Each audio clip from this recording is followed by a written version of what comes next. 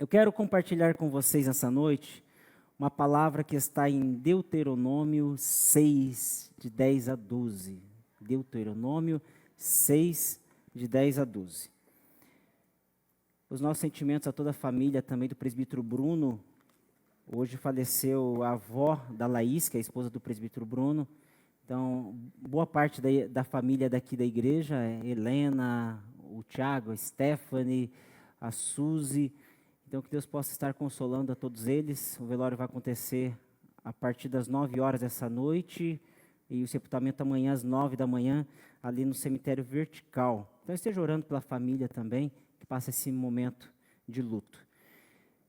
Deuteronômio 6, de 10 a 12, diz assim: Havendo-te, pois, o Senhor teu Deus introduzido na terra que jurou a teus pais, Abraão, Isaque e Jacó, te daria, onde há grandes e boas cidades que tu não edificaste, e casas cheias de todo bem que tu não encheste, e poços cavados que tu não cavaste, e vinhas e olivais que tu não plantaste, e quando comeres e te fartares, guarda-te e que te não esqueças do Senhor, que te tirou da terra do Egito, da casa da servidão. Amém? O título que eu quero dar para a mensagem desta noite é Lembre-se do Senhor. Lembre-se do Senhor. Se olharmos para a nossa vida, nossa história, a gente vai ver que a gente está bem melhor agora do que antes. Sim ou não? A gente pega algumas fotos assim de alguns anos atrás. Esses dias teve uma brincadeira no Dia das Crianças de compartilhar fotos no grupo, fiquei sabendo, no grupo das mulheres, no grupo dos homens também. Gente, cada foto. Tinha alguns que é até bonitinho, né? Mas tem uns que a gente olha e fala assim, Deus foi bom demais com você, né? Além de estar bonito, está salvo. Olha que coisa boa. Mas ainda bem que na nossa igreja só tem gente bonita, né? E salva. Quando nós olhamos para a nossa vida, nós vemos que parece que nós estamos melhores hoje. Alguns chegaram aos trancos e barrancos, e a gente está chegando no final do ano e a gente faz uma reflexão, fala assim, meu Deus, cheguei aqui, achei que não ia conseguir chegar na metade do ano. Achei que eu não ia dar conta. Mas nós estamos conseguindo, estamos vencendo mais um ano para a glória de Deus. Deus está conosco, então nós estamos melhores. Apesar dos pesares, mas isso não define a gente. As dificuldades não definem quem nós somos. Os problemas não definem quem nós somos. A nossa trajetória é marcada por vales, mas nós sabemos que no final dessa jornada tem um banquete preparado pelo noivo. No final dessa jornada tem uma morada nas mansões celestiais que o Senhor preparou para nós. E a nossa vitória está garantida, há uma coroa que nos espera. Mas nós vivemos num mundo que nós nos afligimos algumas vezes. A verdade é que, num contexto geral, se nós olhamos na nossa nação e no mundo, e você pode, eu acredito que todos concordam comigo, nós gostaríamos que fosse melhor. Não é verdade? Se a gente olha para a economia, a gente fala assim, a gente gostaria que fosse melhor. Se a gente olha para a educação, a gente gostaria que fosse melhor. Se a gente olha para a saúde, apesar de estarmos numa cidade que temos um bom sistema único de saúde, um dos melhores do Brasil, mas tem as suas falhas, a gente pensa assim, poderia ser um pouquinho melhor. E a gente começa a perceber que muitas das coisas que nós enfrentamos todos os dias, o nosso desejo é que melhore a cada dia. Eu acredito que todos nós pensamos em ter um mundo com menos violência, menos corrupção, menos violência, menos agressão, menos problemas para serem resolvidos. Que bom seria ligarmos a TV, acessar a internet e não vermos tantos problemas que nós vemos. Parece que é desgraça acima de desgraça. E a gente tem que muitas vezes escolher qual programa assistir que tem menos desgraça para não afetar tanto o nosso emocional. Porque a verdade é que se a gente começa a consumir tudo que tem na televisão, tudo que tem na internet, tudo que aparece nas notícias, o nosso emocional começa a ficar abalado. Faz mal para a gente, não faz? Concordam com isso? As notícias, elas fazem mal para a gente. Se a gente for ver tudo, e daí daqui a pouco a gente se vê conversando com todo mundo, dando opinião para todo mundo, de notícias que nós vemos, e aquilo vai nos afligindo. E às vezes a gente até sonha com as notícias que nós assistimos. A gente começa a ver guerra, de repente sonha com gente dando tiro para todo lado, e a gente correndo, fugindo de gente dando tiro. Então, tamanho é o desgaste emocional, o abalo emocional, as emoções nossas ficam abaladas. Mas a minha pergunta é para você: se o mundo fosse melhor, você seria grato ao Senhor como você é hoje?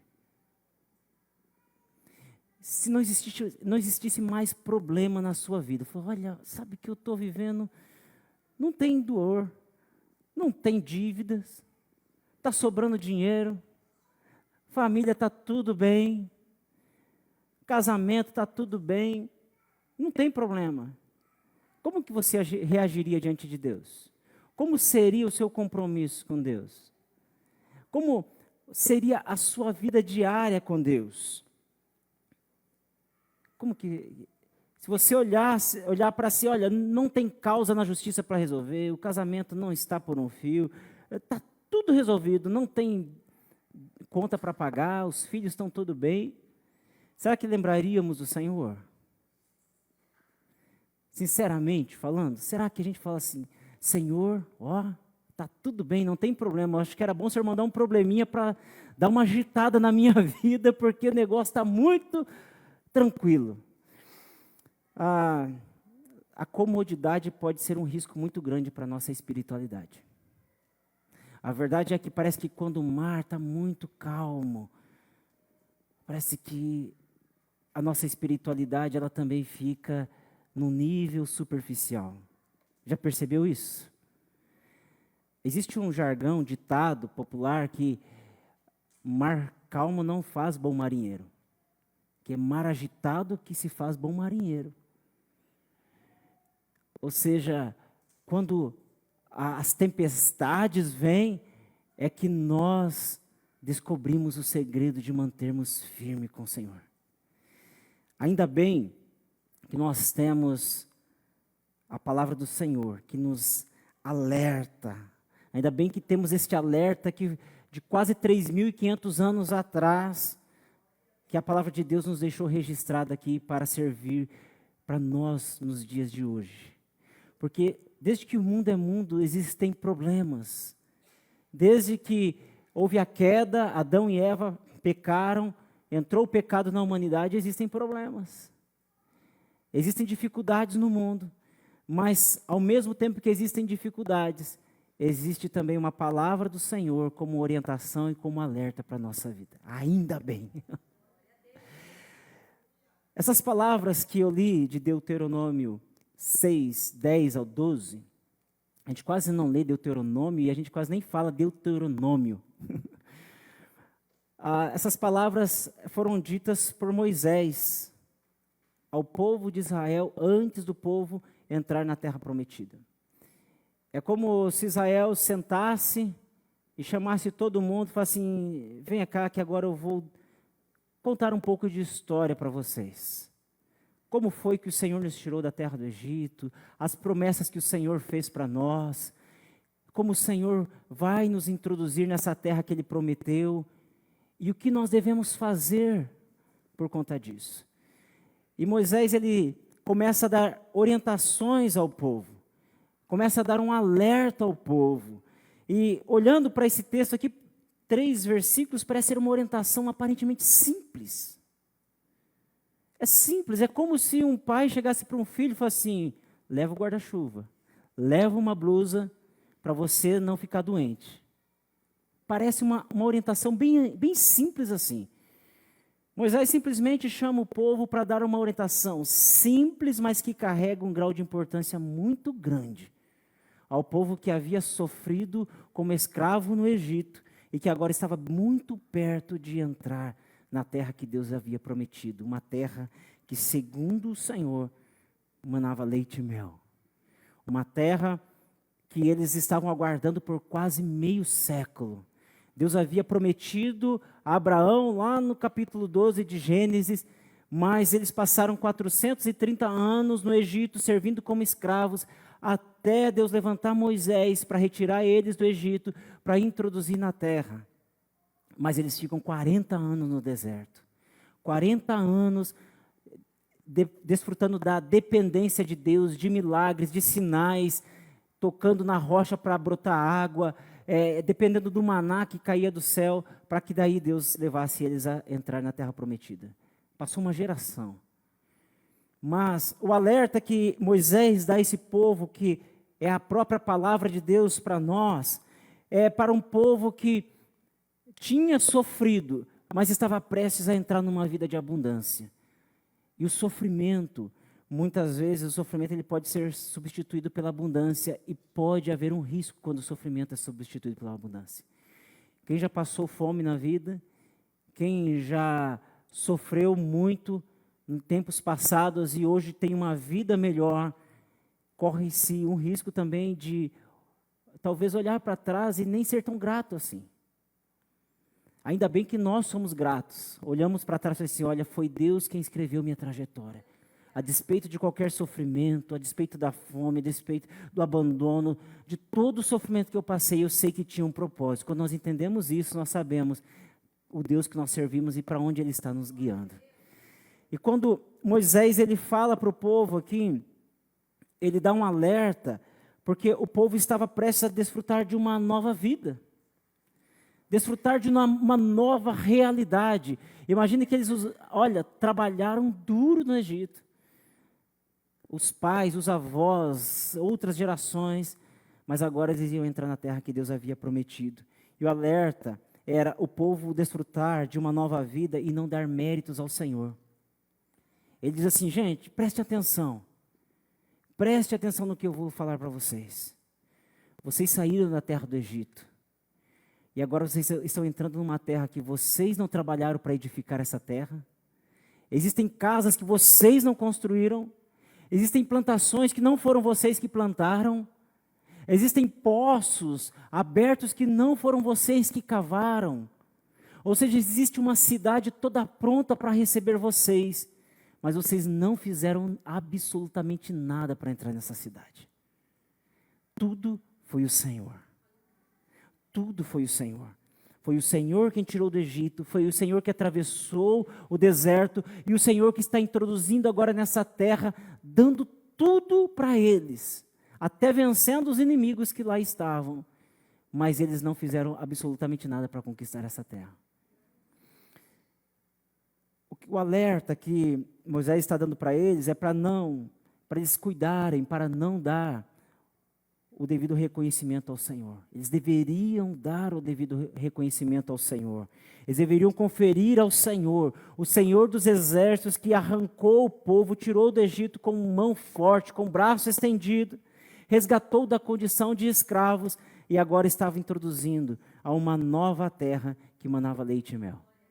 Uma terra que possuía olivais, possuía uvas, cachos grandes de uva que 2 homens precisavam carregar.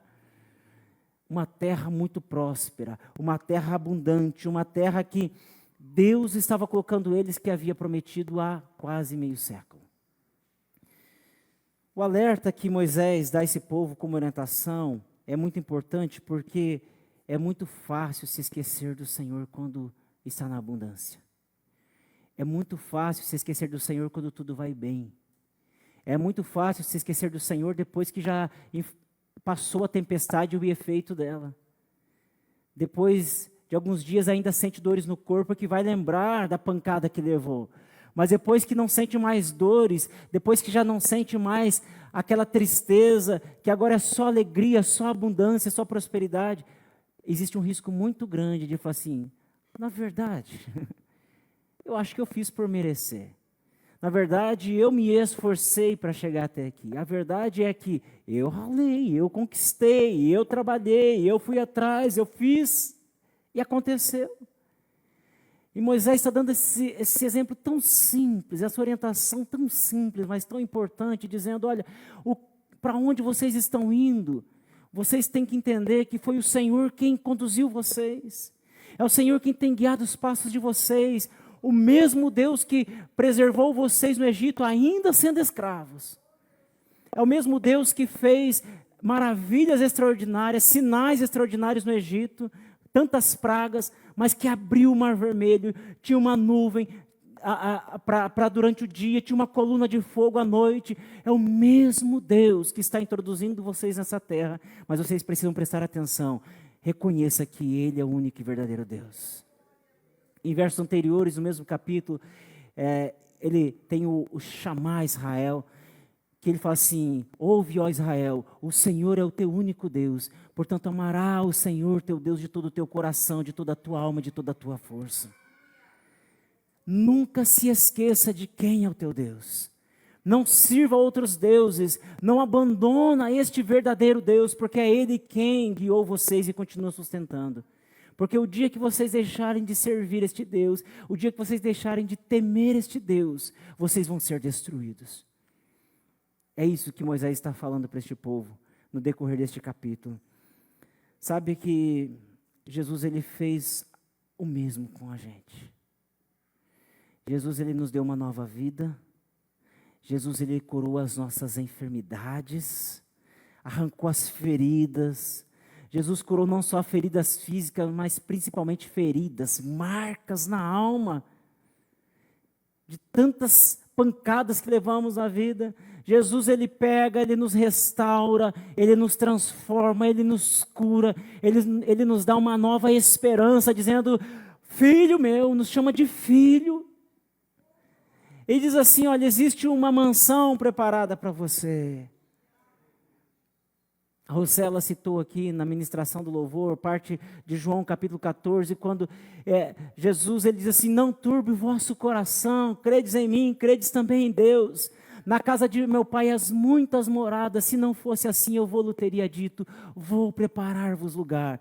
E se eu for e preparar-vos lugar, eu voltarei e levarei para mim mesmo, para que onde eu estiver estejais vós também. Jesus está dizendo: existe uma mansão preparada, eu preparei para vocês, existe um lugar nos céus. Ele nos deu esperança, Ele nos restaurou, Ele restaurou a nossa sorte. Aqueles que não tinham mais esperança para viver, aqueles que não tinham mais perspectiva de vida, aqueles que carregavam dores, enfermidades, um peso do pecado, Jesus vem, restaura e traz uma vida mais leve. Ele diz: o meu jugo é suave, o meu fardo é leve. Ele nos restaura, Ele nos dá esperança. Jesus faz a mesma coisa, Ele transforma a nossa vida, Ele dá valor a nós. Aquele que não tinha valor, agora no reino de Deus tem valor, pode produzir frutos para o Senhor. Aquele que ninguém dava nada, esse daí. Jesus fala: vem aqui, os improváveis, que a sociedade não valoriza, que o mundo não dá valor algum. Jesus fala assim: você tem valor no meu reino, no meu corpo, no meu reino você é frutífero, você pode produzir. Ele até diz o que nós vamos fazer no corpo dele, que ele nos escolheu exatamente para uma função no corpo. E Ele fez isso com a gente. E Ele quer nos introduzir nos céus, meus irmãos. Ele quer nos colocar num lugar onde não há lugar igual aqui nessa terra. Mas o céu só é maravilhoso porque Ele está lá. E nós estamos aqui lutando para continuarmos santos, buscando a santidade, buscando a fidelidade, buscando honrar o nome dEle, para um dia nós estarmos lá na glória com Ele eternamente. Em nome do Senhor Jesus. Mas existe também um alerta para nós que fomos alcançados por Jesus. Que nós não podemos nos esquecer do Senhor. Porque quando nós nos esquecemos do Senhor, sabe como nós podemos nos esquecer do Senhor? Quando nós atribuímos o sucesso profissional a nós mesmos. Quando nós atribuímos o conhecimento, a sabedoria a nós mesmos. Quando nós atribuímos uma família abençoada, uma família reunida às nossas experiências. Quando nós atribuímos o nosso sucesso financeiro, os nossos bens materiais, a nossa prosperidade, a abundância, aos nossos esforços próprios. Este é um alerta também que, como Moisés, com aquele povo Ele poderia falar para nós hoje: tome cuidado. Sexta-feira eu falava para um grupo de homens e eu falava a respeito deles, com eles, a respeito assim de algumas pessoas que têm uma vida estável numa empresa, tem celular da empresa, tem computador, tem tudo da empresa, até carro da empresa, tem uma liberdade na empresa e diz assim: eu estou estável, aqui ninguém me manda embora. Até que chega um dia, alguém chama ele no escritório e diz assim: meu amigo, muito obrigado por todos esses anos que você tem servido da nossa empresa, tem sido muito bom, somos gratos a você. Mas nós estamos com redução de custos, você está vendo que a produção está em baixa e então não tem como mais ficar com você na empresa. Peço que você passe ao RH, conversa que eles vão te dar todas as orientações que você deve fazer. Vai fazer o exame demissional e depois você vem fazer o seu acerto. Ah, acabou. Cadê aquele esforço? Eu ouvi uma história uma vez de alguém, um homem, que ele tinha um emprego assim, e um determinado dia ele perdeu o emprego. Mas aquele emprego, ele valorizava tanto, ele se dedicava tanto àquele emprego, ele trabalhava mais do que deveria. Era como se fosse um ídolo para ele. Mas aí um dia, ele foi demitido da empresa e ele pensou: o que eu vou falar lá em casa? Como eu vou chegar para minha esposa, para os meus filhos, que estão acostumados eu chegar em casa e perguntar como foi o seu dia? Então aquele homem, isso é verdade, isso aconteceu. Então ele pensa assim com ele, fala assim: eu vou esconder. Eu não sei como falar para minha esposa. Ele volta para casa, no horário que ele voltaria normal do emprego. No outro dia ele levanta cedo, sai de casa, fica o dia inteiro fora e volta à tarde, no horário que ele voltaria do emprego, porque ele não queria contar para ninguém o fracasso de ter perdido aquele emprego que ele valorizava tanto. Ele foi por dias assim, até que ele não teve como esconder mais. E teve que falar para a esposa dele: olha, sabe aquele emprego? E ele ficou arrasado, porque ele tinha idolatrado aquele emprego. O alerta de Moisés serve para todos nós, que nós temos que ter cuidado, porque assim nós podemos nos esquecer do Senhor quando nós atribuímos o sucesso profissional, uma empresa que nós sonhamos em trabalhar naquela empresa, ou uma formação profissional, um diploma na parede. Se nós atribuímos aos nossos próprios esforços, nós estamos nos esquecendo de quem é o Senhor na nossa vida. Mas, quando nós lembramos do Senhor, nós lembramos que quem dá saúde e sabedoria para trabalhar e conquistar é o Senhor. Quando nós lembramos do Senhor, nós lembramos quando a família que nós temos é uma família abençoada porque foi o Senhor quem abençoou. E se não passa alguma fase boa, é porque Deus tem um propósito, nós também precisamos apresentar nossa família diante do Senhor. Nós nos lembramos do Senhor quando nós lembramos que quem dá prosperidade, quem dá uma estabilidade, quem dá abundância para nós é o Senhor. O próprio Jesus diz assim: olha, sem mim nada podeis fazer. Ou seja, é como se nós fôssemos sepultados todas as noites e ressuscitássemos no dia seguinte. Porque nem do nosso sono nós somos capazes de ter o controle. Quem tem controle da nossa vida, quem tem controle da nossa respiração, do nosso palpitar do coração, é o Senhor. Nós deitamos e não sabemos como vai ser no dia seguinte. E quando nós abrimos os nossos olhos, nós falamos assim: uau, Senhor, eu estou vivo, obrigado, porque o Senhor me ressuscitou. É a dependência do Senhor, é saber quem cuida de nós é o Senhor. Eu estava num grupo de homens, na sexta-feira, quando eu ministrei, nós fizemos uma dinâmica, e tinha uma das pessoas que estava ali, um juiz aposentado, falou assim: olha, eu me aposentei depois de um trabalho tão forte, tão ruim que eu tive, era desgastante. Aí eu falei assim: vou me aposentar e vou curtir a vida, vou viajar, mas veio uma enfermidade no coração, 90% de chance de morrer, somente 10% de vida. Aí ele diz assim: só quem passou por isso, que levanta todos os dias pela manhã, abre os olhos e fala assim: estou vivo, muito obrigado, Senhor.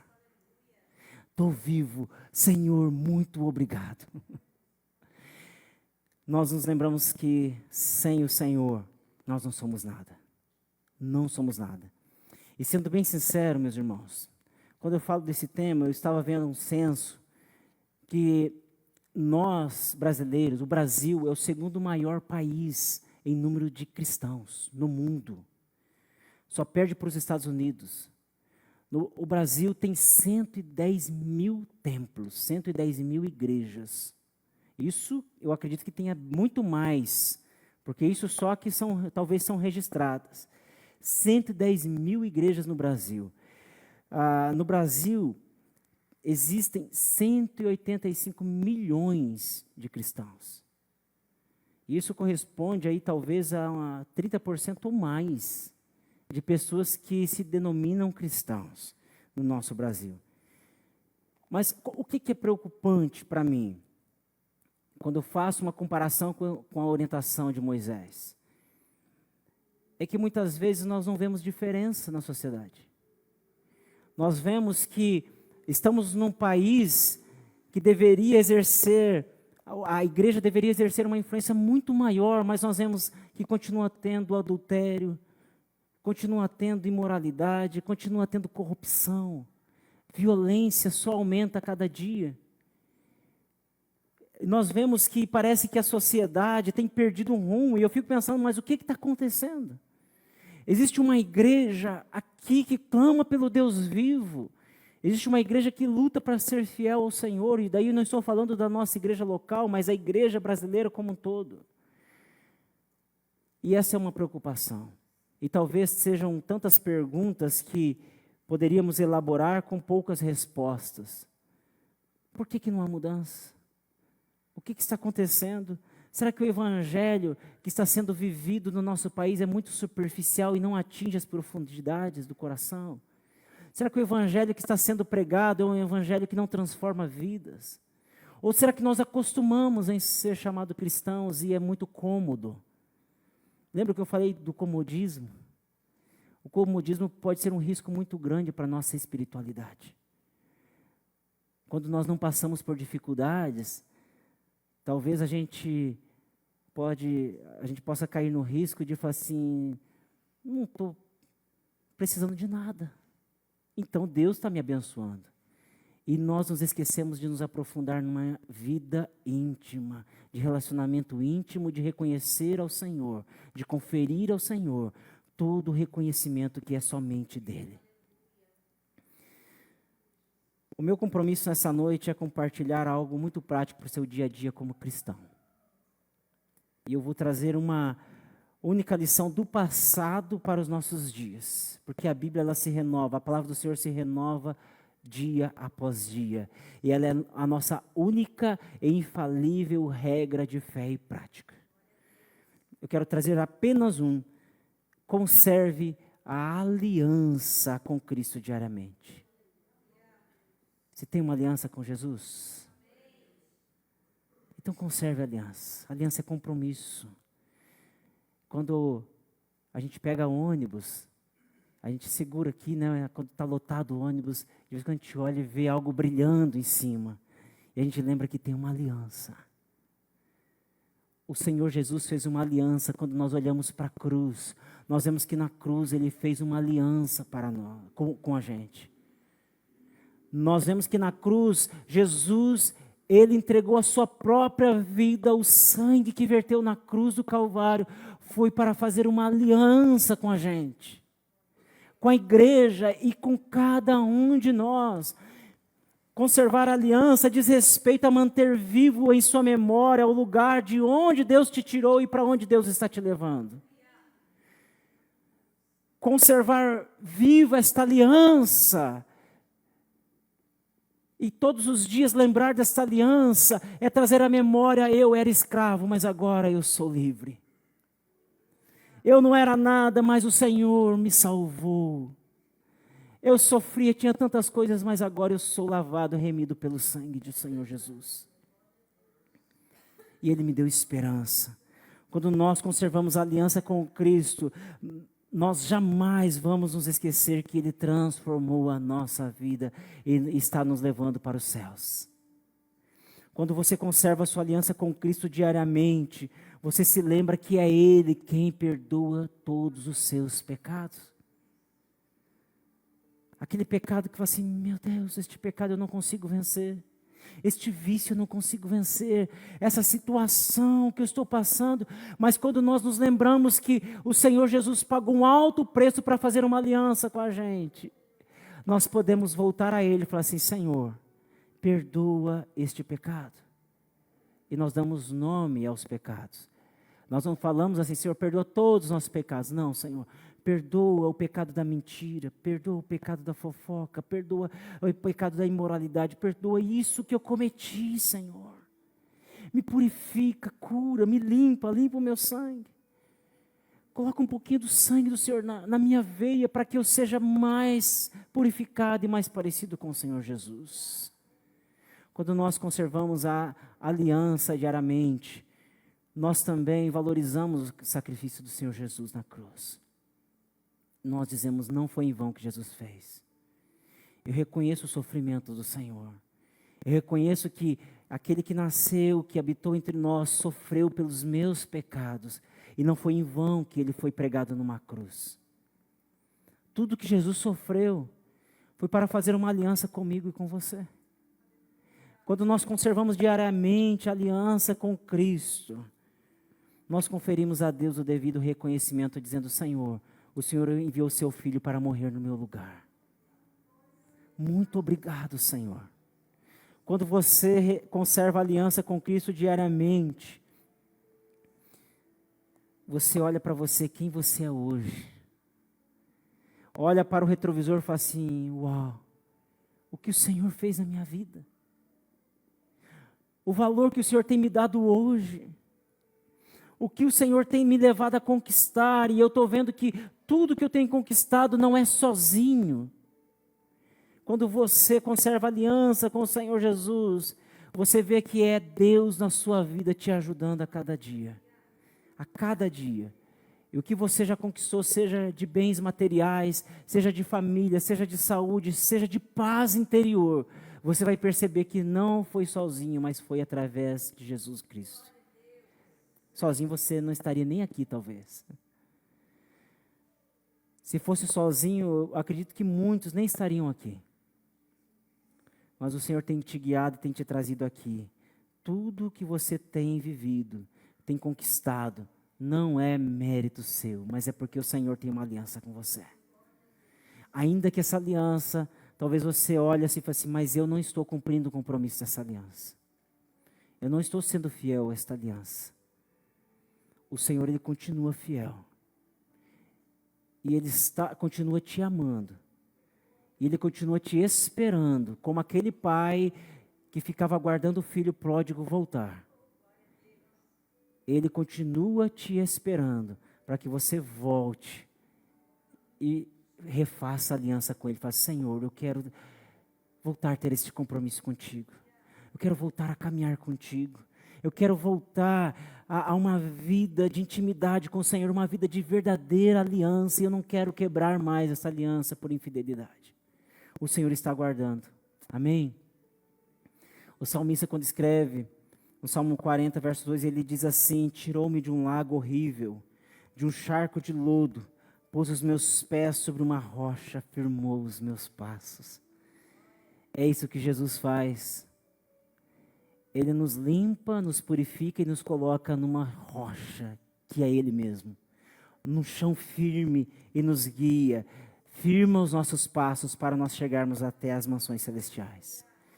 Conservar a aliança com Cristo diariamente também é buscar em Deus, em Sua palavra, o que você precisa para melhorar. A palavra do Senhor, ela é viva e eficaz, diz em Hebreus, mais penetrante que espada de dois gumes, que penetra entre as juntas e a medula, e faz divisão entre alma e espírito, e é apta para discernir todo o pensamento. A palavra do Senhor sonda até a intenção do nosso pensamento. Quem pode sondar os teus pensamentos? É o Senhor, e nós vamos encontrar isso através da palavra do Senhor.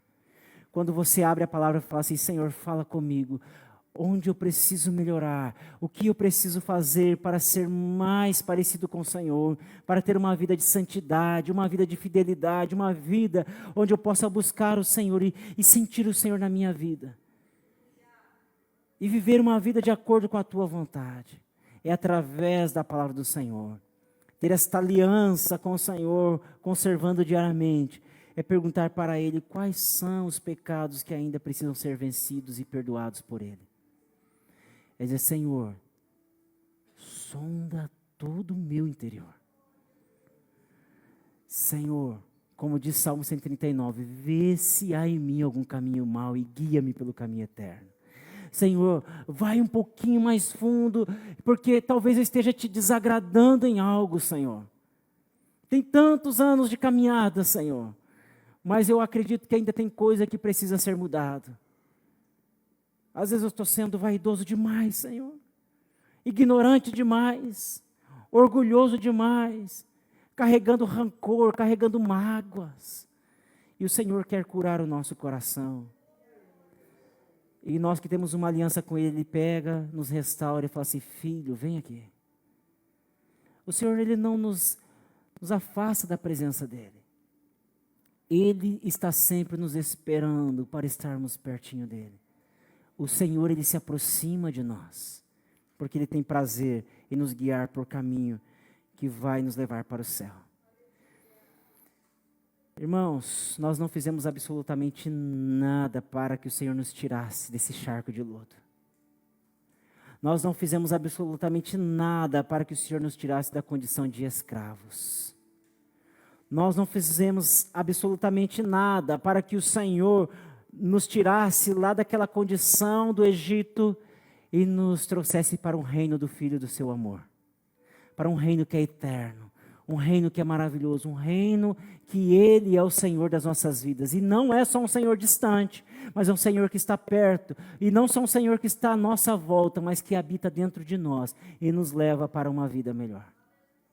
Ainda que nós não tenhamos essa vida como nós almejamos aqui, mas nós temos certeza que um dia nós teremos tudo o que nós precisamos, que é viver com Ele eternamente. Ele nos tornou príncipes. Ele nos tornou príncipes, sacerdotes reais, povo adquirido, propriedade exclusiva de Deus. Nós somos exclusivos de Deus. Deus fez tudo por nós e foi por amor. Foi por amor. Amém? Gostaria de convidar você a colocar-se em pé. Amém? Paizinho querido, te agradecemos por essa noite. Obrigado pela tua graça e presença. Obrigado pelo teu Espírito Santo que age no meio da tua igreja, no meio do teu povo. Que o Senhor continue sustentando a tua igreja. Sustenta durante a semana, Pai. Alguns aqui vão enfrentar decisões importantes, Senhor. Alguns vão enfrentar, ó Pai, enfermidades na família. Alguns vão enfrentar trânsitos, ó Deus, sobrecarregados, com pessoas estressadas. Alguns vão enfrentar, Pai, situações durante a semana que vão depender totalmente do Senhor. Mas que o Senhor esteja presente, que eles atravessem essa semana com paz, com alegria, com refrigério, com a presença do Senhor, glorificando o teu nome. Também peço que o Senhor, Pai, dê uma noite tranquila, que seja um sono, Pai, sem agitação, que seja um sono, Pai amado, tranquilo e um sono que recompõe as forças dos seus filhos, Pai. Em nome do Senhor Jesus, leva cada um para o seu lar também seguros e amparados pelo Senhor, guardados, protegidos por Ti, Senhor. Essa é a minha oração, em nome do Senhor Jesus. Amém, amém. Meus amados e queridos irmãos e irmãs, que o grande amor do eterno Pai, que a graça e a paz do nosso Senhor e Salvador Jesus Cristo, que as consolações e a comunhão do Espírito Santo de Deus estejam presentes na vida de cada um de vocês, e todos dizem amém. Deus abençoe a todos em nome do Senhor Jesus.